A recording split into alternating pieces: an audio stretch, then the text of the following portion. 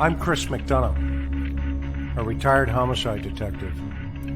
I've interviewed thousands of people, from serial killers to ministers. Welcome to the interview room.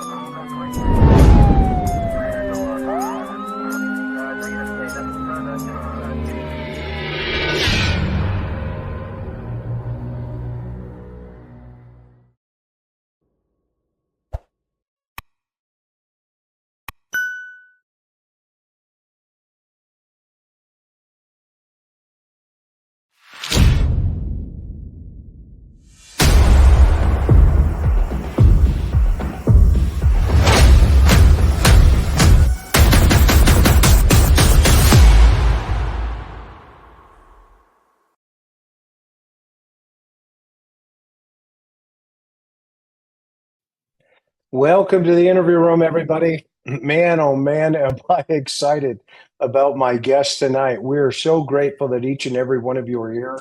And I just want to let you know, obviously, this is a pre-recorded broadcast.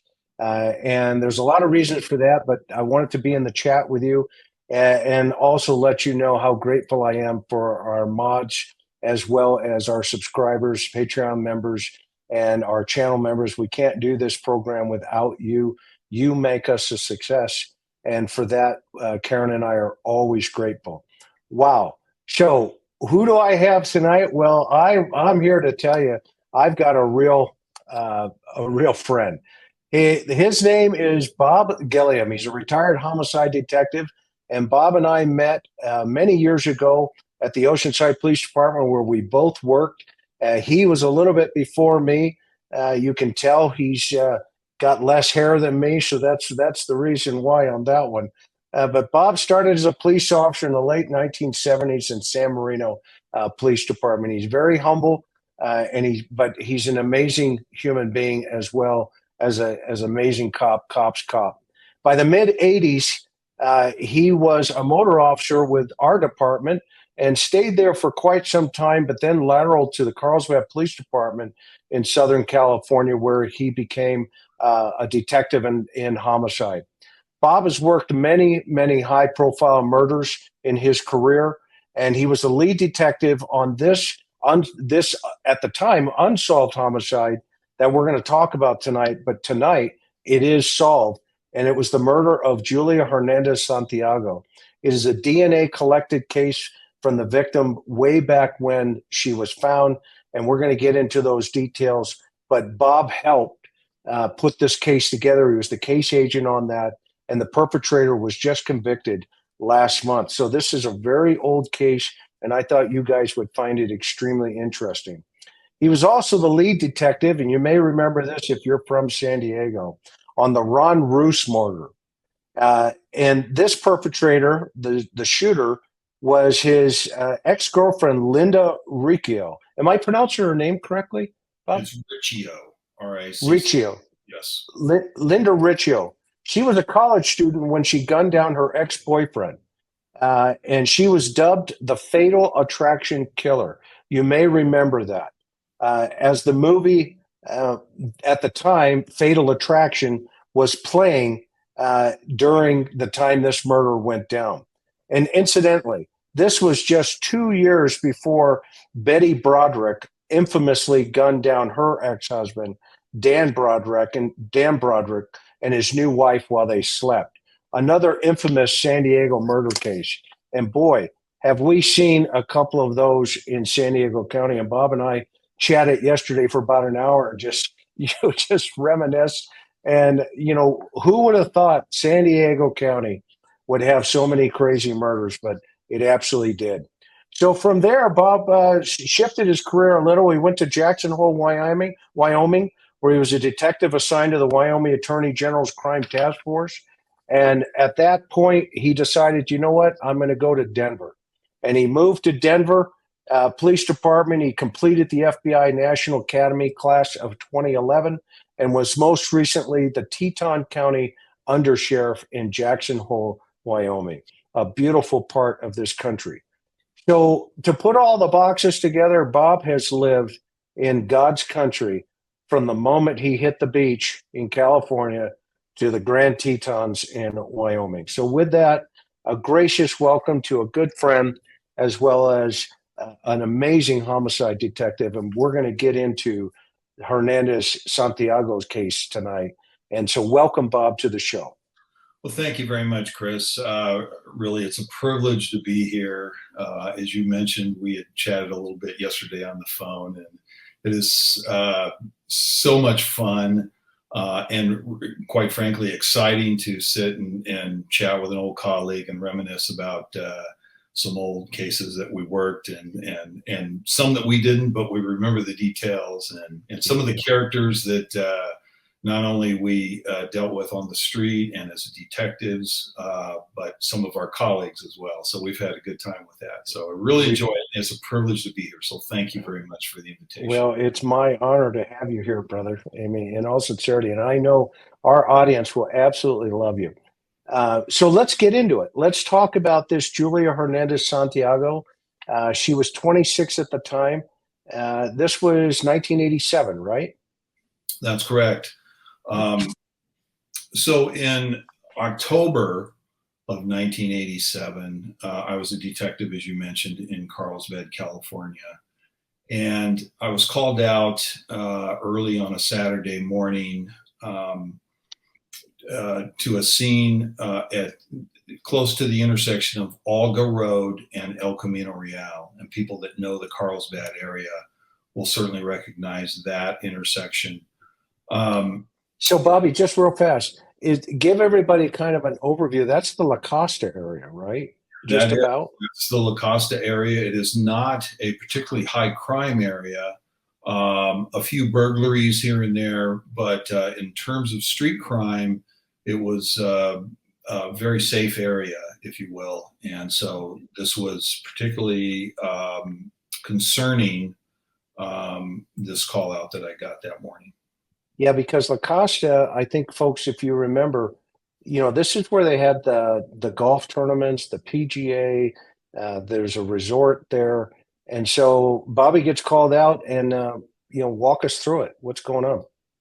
So on October 10th, again, I get called out early in the morning. I believe it was a Saturday morning, and I respond to the scene.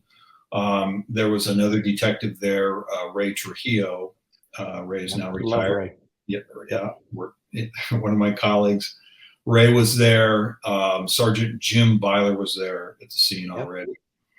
And what I learned when I got there was a jogger had run past an ivy area on the south side of Alga Road, just east of El Camino Real, and discovered a horrific scene of a mostly nude female in the ivy just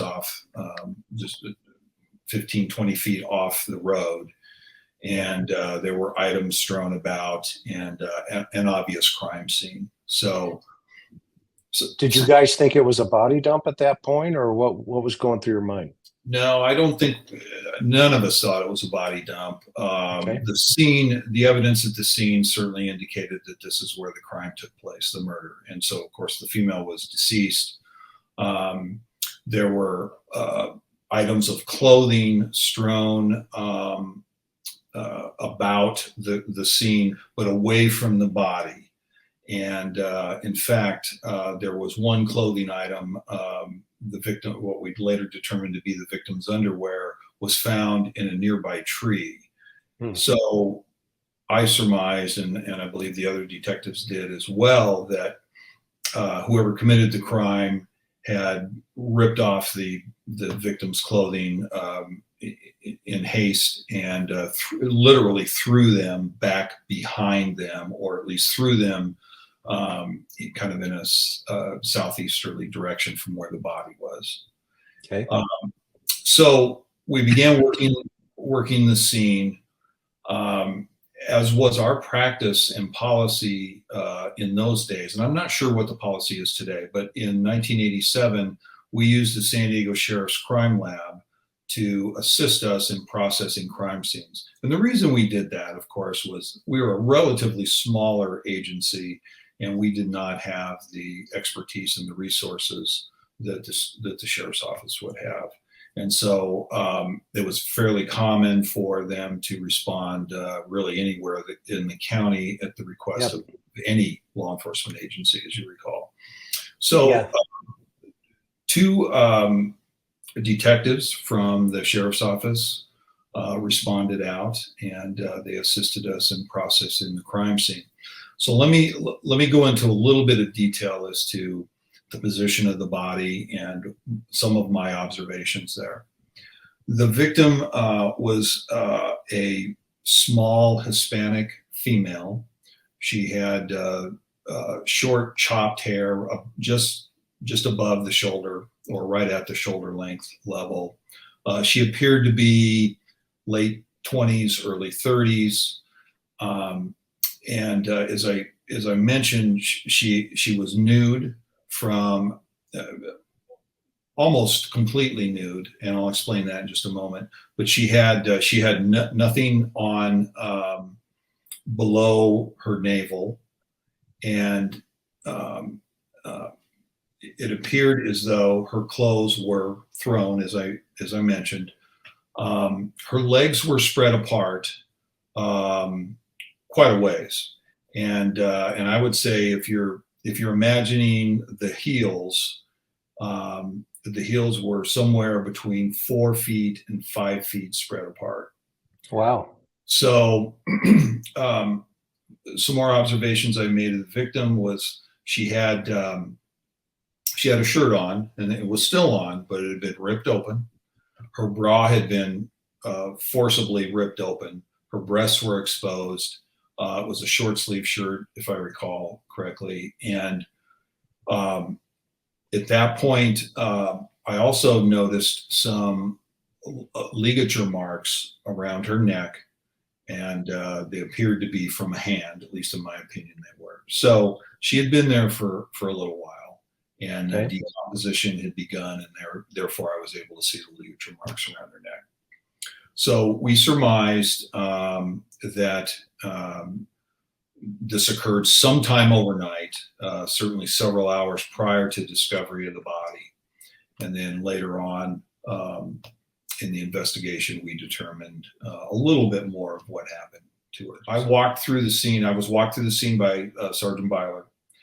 And, I made a number of observations. And at that point, he told me that I would be the lead detective on the case. Okay, so you're case agent. I am case agent. Okay. Ray. And is Ray your second? Ray is the second. Ray was actually my partner.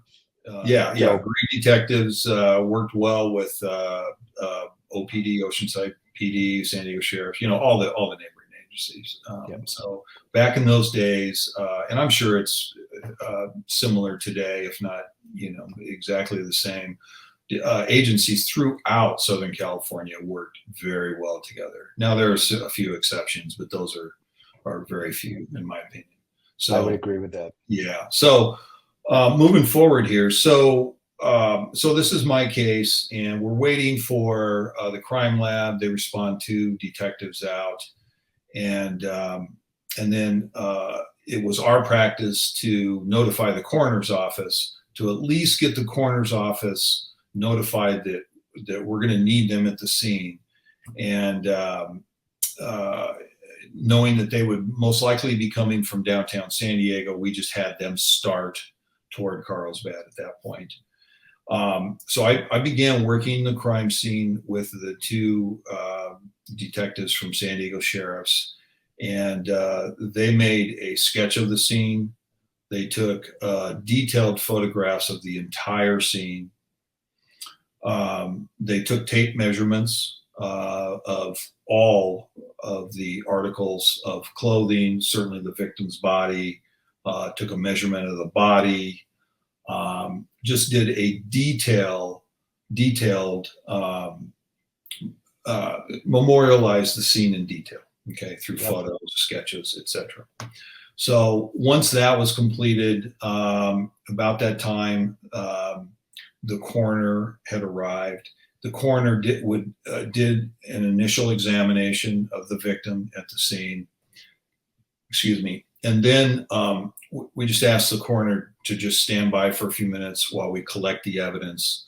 The two crime scene detectives physically went in and picked up all of the items of evidence Yep. that I previously mentioned. All of the clothing. The victim also had a purse there. And we went through the purse at the scene in hopes of identifying the victim, and we were successful in doing that through some ID that was in the purse.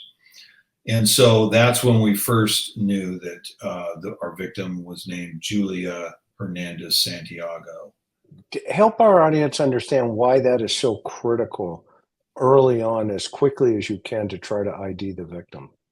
Well, that's our best investigative lead at this point. I mean, right now we have a who did it, and so finding out where the victim lives is very critical at that stage, and that will, of course, lead us to further the investigation in terms of where was the victim prior to the murder.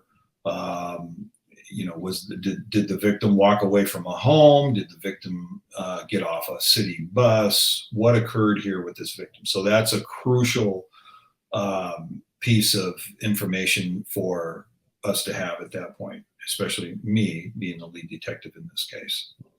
So what is there? Where do you go with that now that you know who she is? What do you learn? So we learned that that Julia was a maid. She was a Hispanic, a Mexican national, young Hispanic girl. She was in the country illegally, and she was working for a family, a retired couple in the La Costa area, just a few blocks away from where the murder occurred.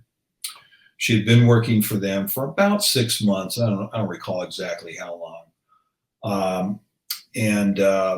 Later I found out that, like many Mexican nationals that were working in and around Southern California in those days, they would send most of the money that they earned, they would send home to Mexico to support their family. And that's what Julia was doing as well. So later that day, I made contact with Julia's employers, and they provided me with a number of details about Julia. One, a couple of details that were rather important was that Julia, even despite her relatively young age of 26, she had severe rheumatoid arthritis, and she had difficulty walking. And so it was a very, very slow gait, very methodical gait. And so that would later become important in this case. We also learned that she would frequently use public transportation, and in this case, we determined that she had been on a North County Transit District bus that ran north and south on El Camino Real. And backing up just a little bit, in addition to identification in her purse, we found a receipt from a drugstore. I won't name the drugstore, but it's a large chain in Encinitas, and this particular store was in Encinitas, which was just the border of Encinitas was just a few miles south of where this crime occurred. And so it was time stamped, the receipt was, and it showed that she paid cash in the form of $100, a $100 bill to be exact, and that she got $75 cash back just a short time. Well, let me back up. So that was on Friday evening that she made this purchase. So through investigation, we determined that she had been at the drugstore, that she had taken the bus, There was a bus stop there at Alga and El Camino Real, just off where the crime occurred, and then she was most likely walking home when she was abducted, dragged off into the bushes, strangled. And we don't know for sure what order. There's no way of determining that, but most likely she was strangled to death first, and then she was raped. Of course, any rape is brutal and atrocious, but this rape, in my opinion, was particularly heinous. And if you had seen the way the body was positioned and how far her legs were spread apart, it was particularly bad. So, so at that point, autopsy. Autopsy is going to go down. So autopsy scheduled for Monday, and I attended the autopsy. But let me back up just a little bit. So we're back. Let's back up to the scene. Okay. And we had been processing the scene, and this is, for people that don't know, this is a several-hour process. I was at the scene probably for between 4 and 5 hours before I ever left. And during that time, a Carlsbad patrol officer, Blake Burwell, and Blake would later become my partner in detectives. I know Blake.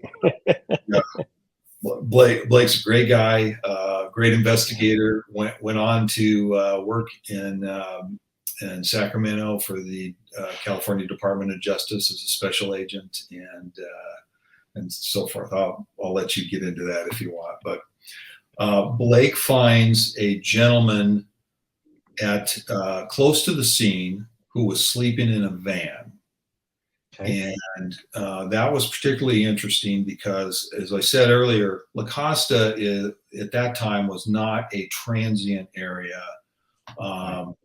It was not a high crime area, and it would be unusual for someone to be loitering in a van in those neighborhoods, unless they were up to no good. Okay. So, so Blake determines that this gentleman had slept in that van overnight. So my radar went up, and I was very interested in this gentleman. So we ended up taking him. He cooperated, was very cooperative. He consented and voluntarily went with us to the Carlsbad police station, where I conducted an interview. And just so the audience knows, he was very cooperative. He went to the police station. He gave me a detailed statement. And later that day, so the same day of the murder, Sergeant Byler went with me, and we confirmed much of what he said occurred overnight. And at that point, I was not completely satisfied that he was not involved in this murder, but I was feeling more and more as though he was not involved. But so at that point, we took another step with this gentleman, and I'm not going to name him. I don't think that's appropriate. Yeah, let's not. We don't have to. He's deceased. I did find out that he's now deceased. But this gentleman, as I said, was very cooperative, and had explained that he lived close by in a condo, and he had had a fight with his girlfriend the night before, and that he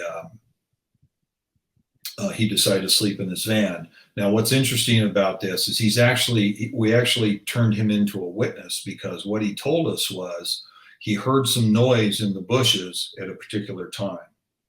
And it was between 8 p.m. and 9 p.m. that night. And he went to a water spigot close to where the victim was later discovered. Oh, wow. To fill up a water jug to have in his van overnight. And that's when he heard the noise. He looked down to where he heard the noise, which would have been the proximity of where the victim was located. And he saw an image, but he couldn't tell if it was male or female, and he only saw the one image. Wow. So there's a good chance that this gentleman saw the suspect at the scene, just didn't know it, didn't know what occurred, and was minding his own business, went back to his van and slept. That's an interesting dynamic for an investigator, because half of you is saying, yeah, I'm believing what this guy's saying, and then the other half is saying, but I don't know for sure. He's telling us he's possibly putting himself there at the scene. That's one of those, things where experience starts kicking in, and you start reading people as well as listening very carefully, to those statements, right?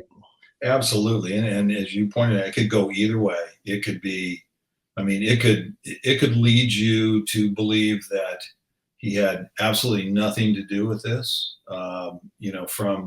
From that statement, and in within an interview process, and watching his mannerisms, and just watching how he handled it, or it could, as you said, put him at the scene and implicate him in this case. So at that point, and after Jim Byler and I had verified much of what he said, I was feeling a little bit better about this, but I wasn't 100%. So a tool that we used then, and I don't think it's used widely today, but back then, and once again, this was prior to DNA, so Right. we had to utilize the tools at our disposal in those days, and we utilized a polygraph. So I scheduled a polygraph for him to be completed by a veteran homicide detective from LAPD. His name is Marshall Gaines, and Oh yeah, you probably remember Marshall. He had we used him all the time. yeah, after he retired from LAPD, he ran his own little private investigation firm in Oceanside.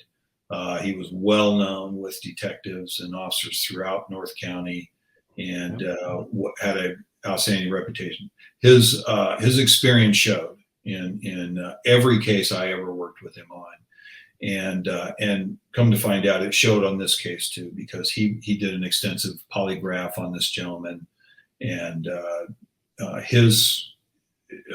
he wrote an extensive report on the polygraph. But walking out of the polygraph room, he pulled me aside and said, "This is not your guy. I'm pretty convinced of it." And so that sent me in another direction. Okay. Yep. Okay. So it's not that I totally forgot about him. He was still somewhat on the radar, but he was way down at the bottom of the radar, not at the top. So now I have no clues. There had been some media attention to this case by now. So now we're talking 4 or 5 days after the murder, and but I'm getting no leads at all.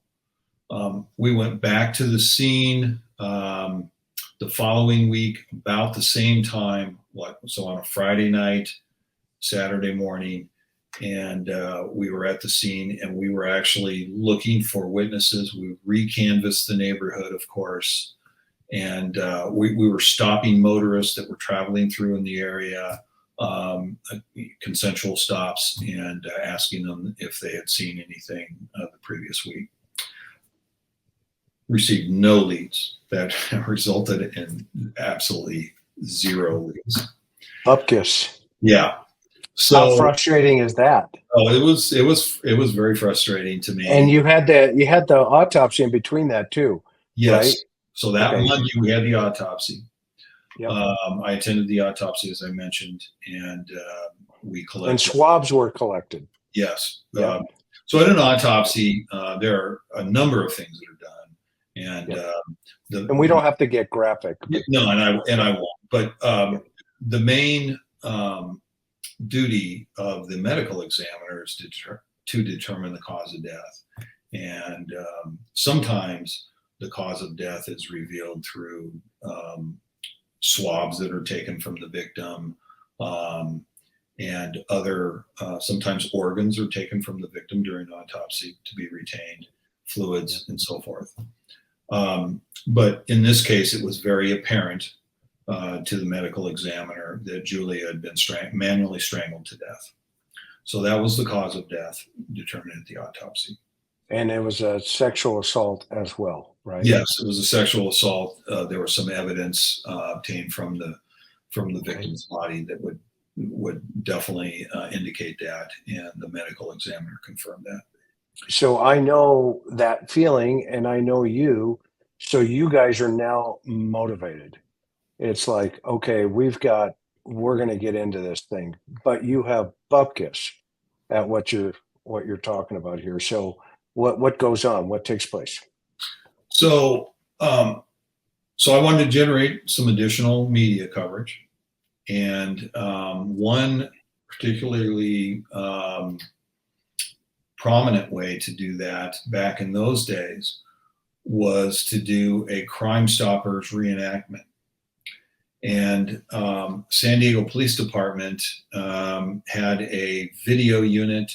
They had a cadre of actors and actresses that would come out and do reenactments with them. So I met with, and I know you remember this name. Her name was Linda Zweig, and I think I'm pronouncing this right.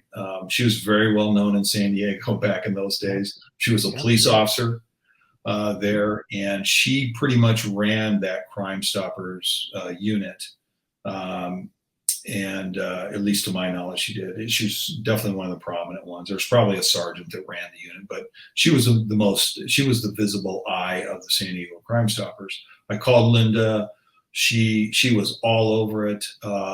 San Diego PD came up, and we did a reenactment at the scene, and it hit the airway TV stations like within a week after we recorded it. So about it was about 3 weeks after the murder.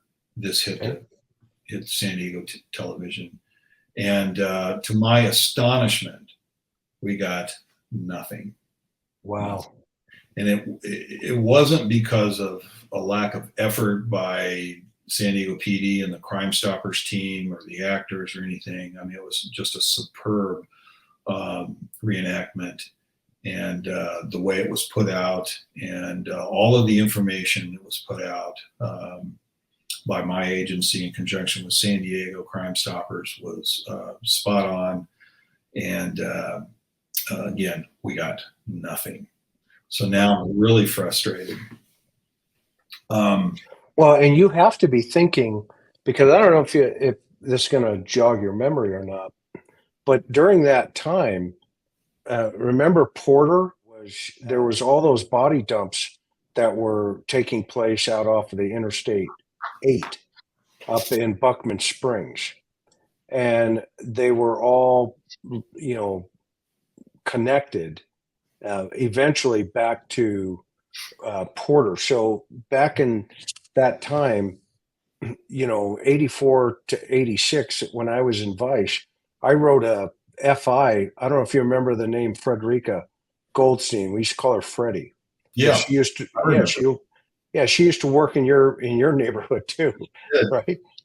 Well, and long story short, she pulls, she gets strangled in a car and thrown out of an MG, and I get, called to go over there. I write an FI and an officer's report of a 153, and it goes in the file. And later on, I get a phone call from Mark Patine, and Mark says, "Hey, you wrote this FI and this officer's report, and by the way, we think it's connected to Porter." Did that play into what you guys were going through, if it jogs any memory? Because that was his time from 88 to about 91, 90, in that ballpark. They got him for 1 or 2, and it was some of our girls in our town. Well, later on, and I'll take us to that. here shortly, but later on that may have other detectives that picked up the case after I left the department may have looked at that. Now, Mark Patine was a deputy district attorney at the time, correct? Right. Yes, he did. So I remember Mark. But no, that at that time it didn't. Let me back up a little bit because I actually just kind of skimmed over one key piece of evidence. Okay. So the week following the discovery of the body, so this would be probably and I don't remember the exact date, but let's call it the 16th or 17th of October. Patrol officers get a call of a found wallet at a bank at the corner of El Camino Real and Alga Road. This was right across the street from where the victim was found. And they get there and they find, or they go into the bank and they meet with an employee who found a wallet in a secluded area of the drive-through. Okay, the drive-up window of the bank. And that area was, I say secluded because there was a wall that ran around the perimeter of the bank. And then, of course, the building is there. And so if it's after hours, if the bank is closed, that would be a fairly secluded area, not visible from the street, not visible from the businesses nearby, one of which was the Crazy Burro restaurant. Yeah. Which is a very active, very prominent restaurant in the Costa area at that time. It was a Mexican restaurant and bar. And then I think at night, late at night, it would turn into a nightclub. So a very prominent place that will also factor in here as we progress through this case. So the officer goes out there. I get a call from the officer saying, "Hey, I think I found your victim's wallet." Now, remember, we had her purse, but we didn't have her wallet. And sure enough, it was Julia's wallet. There was nothing in there except a card with her name on it and a few pictures. Wow.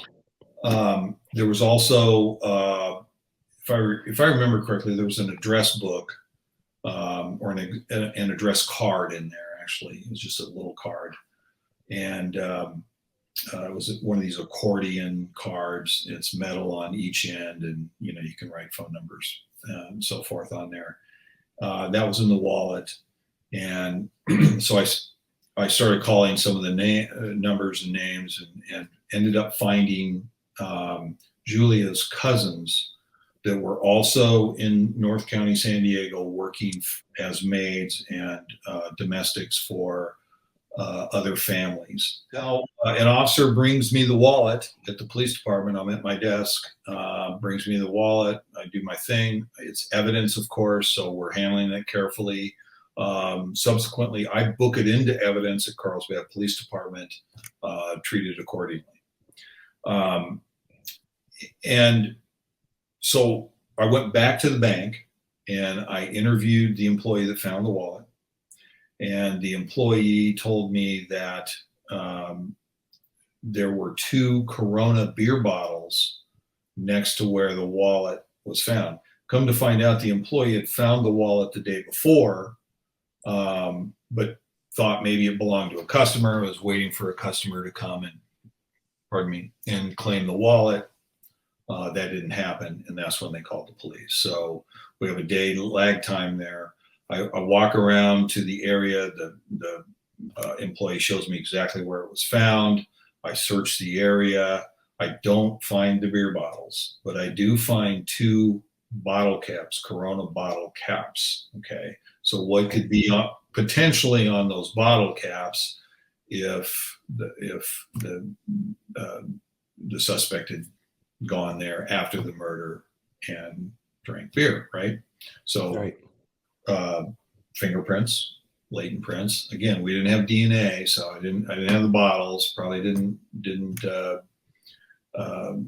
extract the caps off with his teeth or anything. So, but I collected the bottle caps, and I actually took those back to the station, and I fingerprinted them myself at the station, and I located some partial latents, and that was it. What I also found there was clearly some what was dried vomit there in the parking lot. Now, again, the Crazy Burro restaurant, bar, nightclub was nearby, not even a stone's throw away from the bank. So it could have been somebody sick that walked out and vomited there. Later on, I was asked at trial during cross-examination if I collected any of the vomit, and I of course told them no. I wasn't aware of any test in 1987 to examine, that would give me anything about vomit. So Yeah, this is old school gumshoe going right now. Wait, I mean, you didn't have a piece of pizza in a box that you could send it to the lab and they could do all their things with it. This was old school gumshoe. The fact that you took the bottle caps is amazing. Did you have any tape on in the bank, from the bank anywhere? No. They didn't video. You videoed. You were captured on video when you walked into the bank, but not when you drive up to the drive up. Okay. Interesting. Yeah, it was interesting, and I was a little. Look how far we've evolved. Look how far we've evolved. Yeah. Yeah. Now we're on. Everybody's capturing us. I don't know if that's a good thing or not, but I know, right? From a investigation standpoint, it probably is, but otherwise, surprise.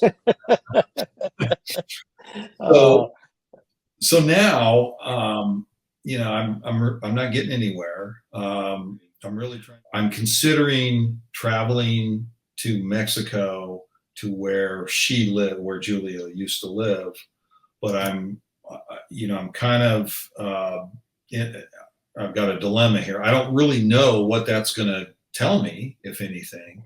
The cousins did tell me that as far as they knew, she was not involved in a relationship with anyone, had not had any problems with anyone, and they could not explain why she would be found murdered in that area. So let's explain to folks why that would have been a risky situation back in the day to go into Mexico. The fact that there's a couple of things. I know that the State Department used to send us all those bulletins about traveling if you're law enforcement into Mexico as a whole. And there was also a this is the early days of the start of today's cartels. And I don't think people understand that those guys all originated in the San Diego area for the most part from Mexico, TJ. So about it was a year and a half to 2 years prior to this murder, there was a DEA agent that was kidnapped in, I don't remember if it was San Diego County or Imperial County, but he was kidnapped from Southern California, taken over the border into Mexico by the cartels. He was tortured, and they killed him and left his body for display for law enforcement to find. And really that was a message that was sent. So as Chris said, the State Department, as well as other law enforcement agencies, highly recommended that U.S. law enforcement not go into Mexico for any purpose because we were being targeted. So that was out the window for me on this case. Once again, I'm not sure what that would give me, but being a diligent detective, I wanted to look at every angle I could, and you never know where your next lead's going to come from. So that was my thought, but I was shot down for that. So no trip to Mexico. So one of the next things I did was, again, the sheriff's department assisted me with this, and I went up in one of their helicopters and I took aerial photos of the scene. And I did that for two reasons. Number one, I made a VICAP submission, and I don't recall what that acronym is. It's Violent Information Criminal Apprehension Program. That's good. I knew you would know, Chris. I'm older than you, by the way, so I don't Useless trivia, Bob. Useless trivia. So I made a VICAP submission to the FBI, and where that goes back then was to their behavioral sciences unit at Quantico, Virginia. They do a thorough analysis of the case, and I submitted a gob of paperwork to the FBI, including aerial photos, crime scene photos, basically everything we had, all of the reports that had been generated thus far, just all of the information. And really the aerial photos are good information for the FBI to analyze, because that tells them a lot about the environment in which this crime occurred. So I submitted it. It took quite a while to be analyzed, as you can imagine, and several months to be exact. Between the time I got that back and where I was in the case, just a couple of weeks into the case, I'm working it, but I am coming up with zero leads, none. And I'm very frustrated at this point. But I'm still working it. One of the things that I'm doing is I'm going back and taking a look at everything that had been done thus far in the case. I'm going back and I'm talking to, like, the gentleman in the van that I referred to earlier. I re-interview him. I re-interview the victim's employers. I re-interview the bank employee. I even talked to other bank employees that were working at the time the wallet was found, and I get nothing. And a re-canvassing of the neighborhood to include the businesses nearby, including the Crazy Burro restaurant that I previously mentioned, and just really going over everything to see if there's something that we missed, or that would spark my curiosity based on additional information that I had. Well, and also your caseload is building too, so that case is starting to go cold. And now you also pull this Linda Riccio caper, right? I mean, give everybody the Reader's Digest version about the Fatal Attraction murder. Sure. So in December 14th, 1987, so just a couple of months, slightly less than 2 months after Julia was killed, I draw another murder case. This occurred in North Carlsbad on Jefferson Street, just north of the village, what we now call the village in Carlsbad. And this case turned out to be quite an interesting case. What happened was Linda Elizabeth Riccio was involved in a relationship with a gentleman by the name of Ron Roos.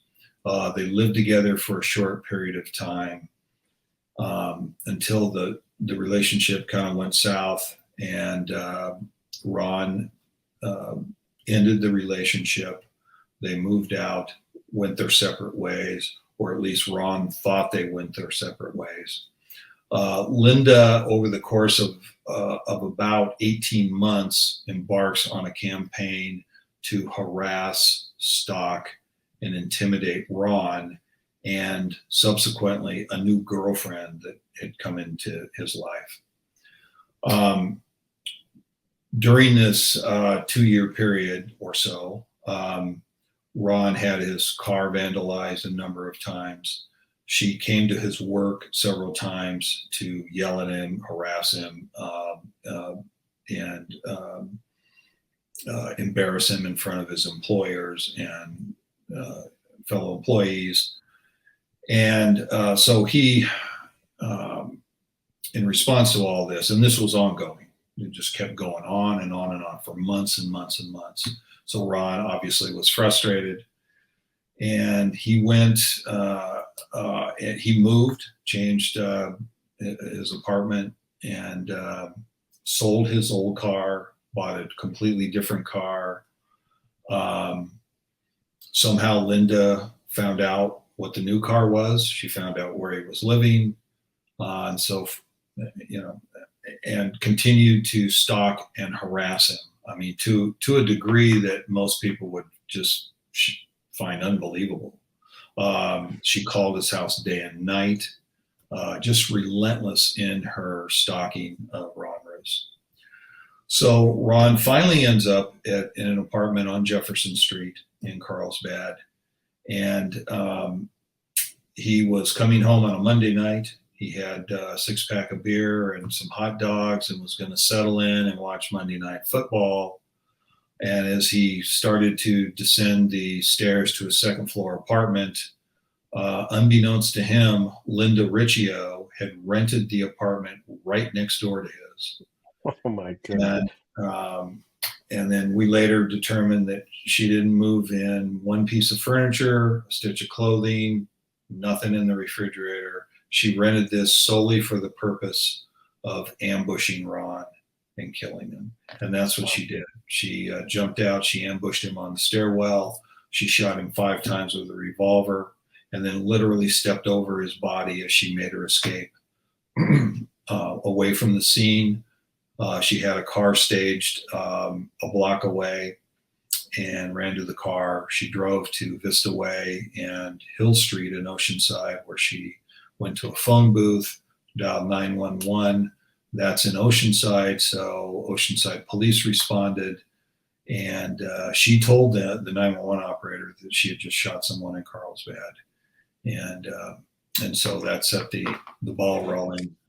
See, we cleaned up all your mess, and Tommy Lindgren shows up, and these are all good friends of ours. But Tommy, we love you if you're listening to the show. Bobby and I both say hi.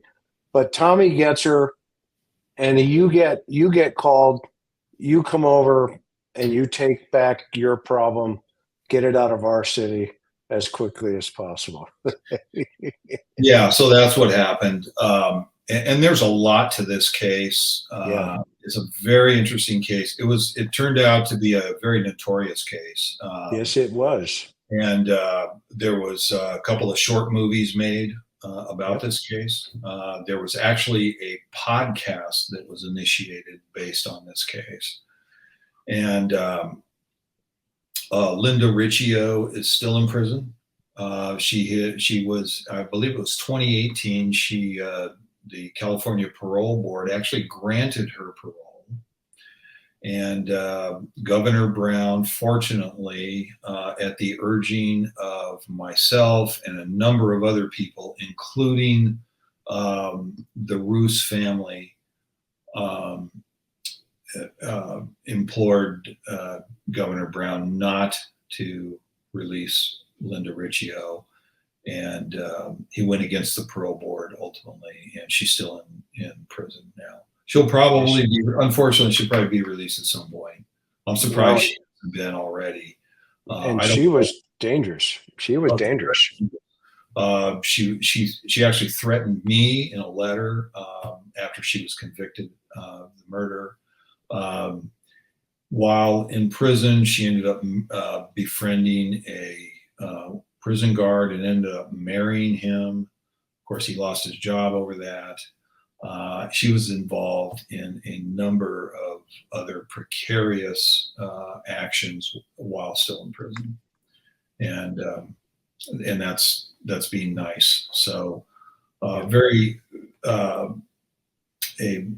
very interesting case. So I can go into detail if you'd like, into more detail. You know what? Let's save it for another Let's save it for another show, because I think it is interesting, and it was pretty high profile. I wanted people to know that you were and that was your caper also. And you guys in Carlsbad, even though you're very humble, you guys had some pretty crazy cases. I mean, you had the professional skateboarder, at some time who had taken his girlfriend's life and put her in a surfer bag. And I mean, those were all, they've made movies out of a lot of this stuff. But come 2020 now, 30 years later, you get a call because now all of a sudden there's a James Charles Kingery, 57, of Poway, California, who's arrested on drug and weapons charges by San Diego County Sheriff's Department. Bring us to that moment. Okay, if I can, Chris, let me just back up just a little bit. Sure, of course. We're kind of bouncing around here on this, but let me just back up just a little bit. So I leave Carlsbad in 1990. I go off to the wilds of Wyoming and working as a police officer in Wyoming. And even though this case, Julia's case, is still on my mind, honestly, it's toward the back of my mind now, and but not forgotten. And later on, I go to Denver. Several years later, 11 years later, I go to Denver, and I'm in a DNA class. Okay, now we have DNA, and now CODIS is up and running. CODIS is the DNA database that is run by the FBI. And that came online in the early 90s, if I recall. Maybe I think I have that right, Chris. Yeah, it's the Combined DNA Index System run by the feds, and it's used to describe a program supported, from all the criminal justice system throughout the nation. So I'm at Denver Police Department, and I'm in a training class on DNA and how to collect evidence and retain the evidence for potential DNA examination, such as cigarette butts. Let's say you go to a burglary and you think the suspect dropped a cigarette butt. Okay, so that's what this class was. But that jogged my memory about Julia's case, and so. Not long after this class, I called down to Carlsbad PD, and I ended up talking to a detective sergeant whom I did not know. All the names and faces have changed through the years. I did not know this sergeant, and I explained to him why I was calling, and I asked him to pull the evidence in this case and see if there isn't something there potentially. That would have DNA evidence. I told him that I was certain that we had DNA from the autopsy, and I asked him to look into that. He assured me that he would. Unbeknownst to me, Jim Byler was now a lieutenant. He promoted to lieutenant, and he is the Detective Bureau commander. Now, I didn't know that. I had not stayed in close touch with Jim, and did not know that. Jim, apparently on his own, pulled the evidence in this case, remembered the case, knew it was a cold case, and pulled the evidence, and he got the ball rolling on having the DNA profile workup done on the case and submitted into CODIS. But Jim had the foresight to pull that evidence and get the ball rolling on this. And to his astonishment, this is what he told me recently, that he thought that we would probably get a DNA hit right off the bat through CODIS, but we didn't. So that was I believe that was in 2001 or 2002 that Jim did that. So now fast forward to 2020. And as you referenced earlier, that's when I get a phone call telling me from Carlsbad PD, telling me that they have a DNA match on this case. Wow. And of course, I was elated. And subsequent to that, I ended up talking to Detective Josh Bubness, who was the current detective at Carlsbad PD working the case. Josh, by the way, is now a sergeant at CPD. But Josh ran me through the case, from what they had done after the DNA match. And not long after that, they got a warrant for Kingery, and they arrested him and booked him in jail. So who was this? Who is this guy? Who was this guy? So the suspect is James Charles Kingery, Kingery. He's a mid 50s, white male. He had some criminal history, and I was not really privy to his criminal history at that point. In fact, I didn't learn of his criminal history until the trial or after the trial. So I did not really know what he had been doing all those years. But I did find out that he had a history of drug abuse. He had spent a stint in federal prison for bank robbery between the time of the murder and the time he was arrested in this case. And and he had a number of other arrests, is my understanding. So he certainly qualifies as a career criminal, at least in my mind.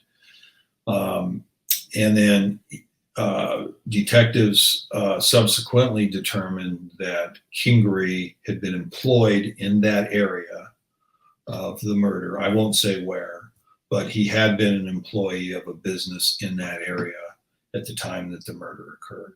So we knew that he was there. So that got the ball rolling. Now, he was arrested in or around Poway, California, by San Diego sheriffs on a drug and gun charge. And when they booked him on that charge, they did DNA swabs of his mouth and probably his nose at booking. And that automatically gets worked up and goes and is submitted into CODIS. And that's how they got the hit in 2020. Wow. So that's where we're at. I'll get into the trial if you'd like. There's an interesting aspect to the trial that, or at least I sure. Yeah, I mean, it just goes to show you the power of, sometimes, the defense says DNA is not worth anything, yet, people go to ancestry.com, 23andMe, and of course, that's all great. It works fine, but you get a CODIS hit. Did the defense attack the DNA in the trial? Not to my knowledge. Okay. If they did, it was very mundane. I don't think they got very far. And based on the defense that they did put up, which I'll tell you about here in just a minute, I doubt that they attacked it much, if at all. Okay. So because of COVID, or at least in large part because of COVID, this case does not go to trial until May of 2023, so just a couple of months ago. Wow. It's in Vista Superior Court in North County. And San Diego District Attorney's Office has a cold case homicide team unit. They have an entire unit dedicated to trying cold case murders. And fortunately, I'm certain that all of the DAs are outstanding prosecutors. But fortunately for us in this case, Lisa Fox from the San Diego DA's office was assigned the case. And Lisa was in contact with me. Lisa and her staff were in contact with me prior to the trial. I met with Lisa extensively, and we went over the case. We actually went back to the scene, walked through the scene together, and prepared for trial that way. So we get to the trial date. I was the third or fourth witness. I think I was the third witness, and I was on the stand for 2 days, but not 2 complete days, for about a day and a half, I guess. And of course, that was a jury trial. So I'm testifying to the jury, and Lisa Fox is running through the entire case at the crime scene and so forth, up to the point that he was arrested ultimately. So thinking back, 36 years prior, I read through my reports, I read through the murder book, and prepared fairly extensively for this case, so that it would jog my memory, and so that I would remember these things. And sure enough, it did. I'm fortunate that I still have enough brain cells left that I can remember some of this. And the defendant, Mr. Kingery, ended up testifying in the case. Oh, And if wow. you stop and think about it, he almost had to put up a viable defense. And I don't often credit defense attorneys, but I'll give his attorneys a little bit of credit here, in that I think that they, under the circumstances, they put up the best defense that they could. And here's the defense. Kingery said that he met Julia at the Crazy Burro in the bar, and that they had a couple of drinks together, and that they decided to go out to his car parked in the parking lot and have sex. And that's how his DNA got into her. He said she walked off after they had sex, and he never saw her again. Okay, so that's his defense. Now, when he was arrested by Carlsbad detectives, he was interviewed, and I don't have all of the details of the interview, but one thing I do know is he told Detective Bubness and I don't know who else was in the interview, but Detective Bubness, that he had never seen Julia before. So, and there were some other inconsistencies from his testimony and what he told the detectives. So that in and of itself is a good indicator to the jury that perhaps there's more to this than what Mr. Kingery is telling us, and that perhaps he's not being truthful in his testimony. Here's a perfect example. 37 years down the road, you're getting called back into court to testify pretty much as an expert in relationship to the events that took place. And, that's all we have left is our credibility. And, in today's technology world, it's so easy for people just to attack other people and say things that aren't truthful or not honest, and et cetera. And they can paint a picture about another human being without ever meeting them. And, PD guys aren't always the most beloved. I mean, you've put, hundreds of people in prison and jail. And today, they can create an avatar and say whatever they want. You'll never know it's them. And they can even do it from prison. I think you and I both know that. I mean, they have these devices now, even in the county jails. Because trust me, I mean, I'm working on a case right now in an undisclosed location. You can see the chalkboard behind me. That it's fascinating, the world that we're in. Yet, what you brought to the table is a lifetime of success through your career, and telling the truth and just being honest. And a jury sees that when they get to see you in person. How did it make you feel? Oh, I'll tell you, Chris, I'm still stoked about this case, and the fact that through a collaboration of retired and current detectives, that we were able to finally receive justice for Julia after 36 years. And that's really what it's all about. And for that to happen in this case is just a feeling that I really can't describe, other than I'm still stoked about it. Believe me. It's to get to know you. But I have a tradition. My tradition is to give my guests the last word.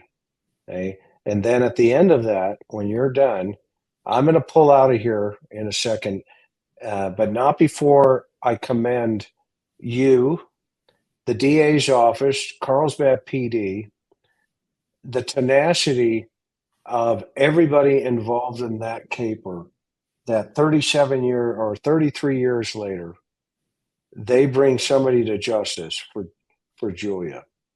And man, what a highlight to end on. And so when you're done, Bob, you get this last moment, whatever it is, it's just going to be you and the world that will be memorialized on YouTube. You say whatever you want to say, and when you're done, we're going to go to Hawaii because I like to end on a really positive note. I want to thank you, my friend, for taking your time out and coming here to the interview room. And if you know of anybody else that has some great capers and they want to talk about it, please send them my way as always. And well, thank you, Chris. Yeah, absolutely. It's a pleasure being here. It's an honor to be here and to talk about particularly this case with you. And I sure appreciate the invitation. You're doing a great thing here with this show and bringing voice to victims such as Julia. And, this case is a prime example of, once again, good cooperation among law enforcement, along with the public. And I don't want to forget the other detectives that worked on this case, particularly Jim Byler and Blake Burwell. They both testified in the trial. I also think it's important to recognize my commanding officer at that time, Greg Freed, who's a lieutenant. He allowed us to go wherever we needed to go, whenever we needed to go there, and that's worth its weight in gold. So the moral to my story here is, quite frankly, we never give up. Thank you very much.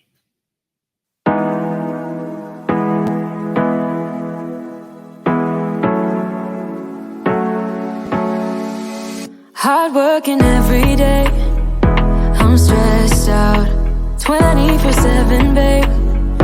No timeouts, wish we could fly away. You and I go to our favorite place. Oh yeah, make special memories together. I'll be your company now and forever. I say we fly away, you and me, go to our favorite place.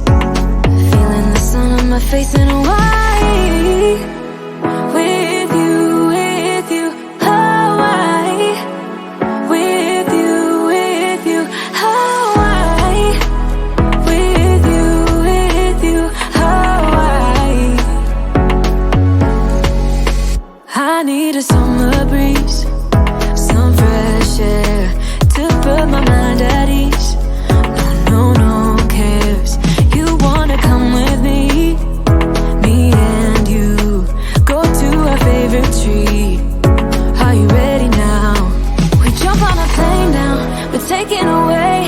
Yeah, we're taking away. Don't hesitate now. We're taking away.